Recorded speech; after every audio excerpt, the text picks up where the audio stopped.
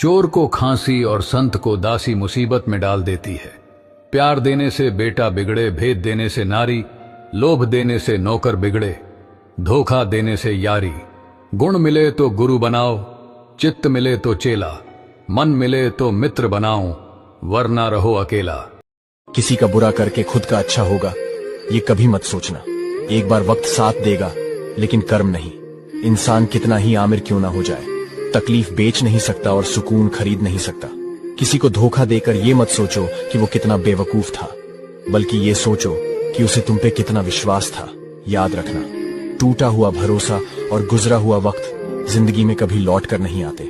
जिंदगी में प्यार और भरोसा कभी मत तोड़ना, क्योंकि फिर वैसा प्यार मिलेगा नहीं और भरोसा कोई करेगा नहीं। अगर वीडियो पसंद आए तो लाइक करें और हाँ, मुझे फॉलो करना ना भूलें।